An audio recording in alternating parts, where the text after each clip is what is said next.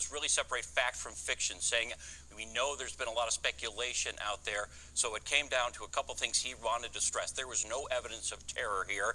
He did not, despite some reports that you may have seen on social media, know anyone involved in the parade, that he was involved in some sort of domestic disturbance, and before police could even arrive, he had broken through the barricades. He has been identified as 39-year-old Darryl E. Brooks of Milwaukee. Brian Polson is in the newsroom. Brian, since last night when you first learned who this was, you have been investigating. Tell us everything we know about this suspect. Well, and I want to be clear, there's been a lot of speculation on social media which doesn't seem to hesitate to put a fact out whether or not it's verifiable. Everything I'm about to tell you comes from court records that have been verified. The big question we're all wondering, how in the world could someone barrel through a holiday parade full of children and families? But another question that is likely to haunt those families going forward is, why was 39-year-old Darryl Brooks Jr. out of jail in the first place? This is not the first time Brooks has been accused of running someone over with his SUV. It's not even the first time this month. Brooks has a long and a violent criminal record that includes everything from drugs and guns to strangulation and battery. He's fathered children with at least 3 different women, a fact that will become relevant in just a moment. In 2011, he tried to flee from Milwaukee police, and an officer wrote in his report that he felt Brooks was trying to run him over with his car. This is 10 years ago. The officer jumped into the car, wrestled the wheel away from Brooks, who then ran away on foot and was arrested. He was charged with a misdemeanor.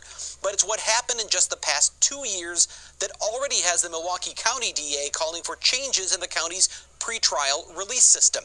It was July of 2020, 4 months into the pandemic, when Brooks allegedly got into an argument with his nephew, and he fired a gun at him. This is at a house on North 19th Street. It's a gun Brooks shouldn't have even had because he's a felon. He was arrested for that incident, charged with multiple felonies, ordered not to have contact with his nephew, his mother, who lives and owns the house, and others. Bail was set at $10,000.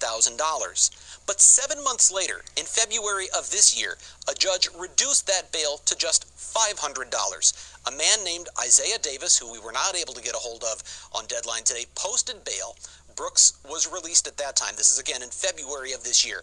He was placed on what's known as intensive pretrial supervision through Justice Point. But because of the pandemic, even level 5 intensive supervision requires no in-person contact, just phone appointments. One of the conditions of his release was that he commit no new crimes. Earlier this month, November 2nd, Brooks arrested again, this time for allegedly beating a woman with whom he shares a child. But get this. Police say he also used his car to run the woman over, leaving her face bloody and tire tracks on her pants leg. The car he's accused of using to do it? A 2010 maroon Ford Escape. The same vehicle, police say, was used in the parade massacre on Sunday.